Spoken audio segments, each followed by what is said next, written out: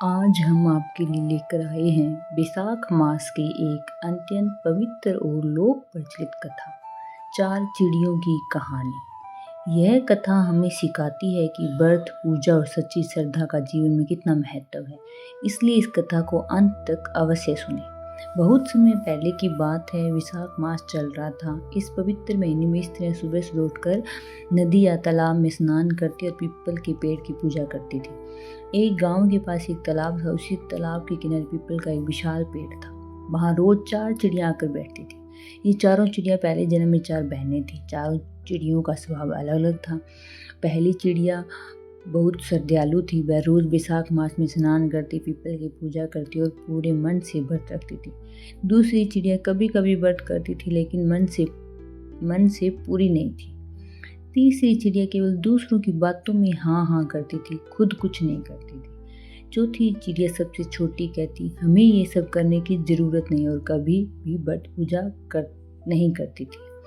समय बीतता गया। एक दिन अचानक तेज आंधी और बारिश आई। चारों चिड़िया उसी तालाब के पास थी और इसी दौरान उनकी मृत्यु हो गई। मरने के बाद चारों चिड़ियों ने मनुष्य योनि में जन्म लिया। इस बार वे एक राजा के घर चार बेटियों के रूप में पैदा हुई। जब वे बड़ी हुई तब फिर से बैसाख मास आया। उसी समय उन्हें अपने पिछले जन्म की बातें धीरे धीरे याद आने लगी। जब उनके विवाह का समय आया तब उनके कर्मों के अनुसार उन्हें फल मिला। बड़ी बहन को बहुत धन, सोना, हीरे जवाहरात तो सुख सुविधाएं मिली। दूसरी बहन को उससे थोड़ा कम सुख मिला। तीसरी बहन को साधारण जीवन मिला। सबसे छोटी बहन को बहुत कठिन जीवन मिला, क्योंकि उसने कभी व्रत और पूजा नहीं की थी। एक दिन चारों बहनें आपस में मिली। सबसे छोटी बहन ने पूछा, दीदी आपको इतना सुख क्यों मिला और मुझे क्यों नहीं मिला? तब बड़ी बहन ने समझाया, पिछले जन्म में हम चारों चिड़िया थी। मैंने पूरे मन से बैसाख मास का व्रत और पूजा की थी, इसलिए मुझे पूरा फल मिला। दूसरी ने अधूरा किया, इसलिए उसे आधा फल मिला।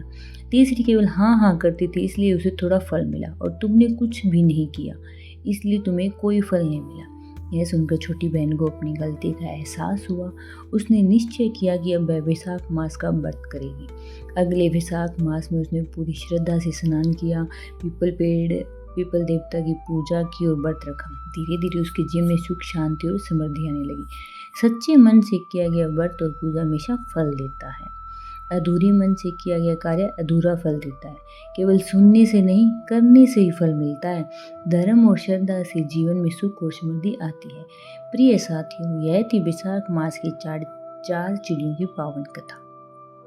अगर आपको यह कथा पसंद आई हो तो वीडियो को लाइक करें, अपने दोस्तों और परिवार के साथ शेयर करें, और अगर आप हमारे चैनल भजन सभा दीपिका पर नए हैं तो जरूर जुड़ें। घंटी वाला बटन दबाना न भूलें। धन्यवाद। ओम नमः शिवाय।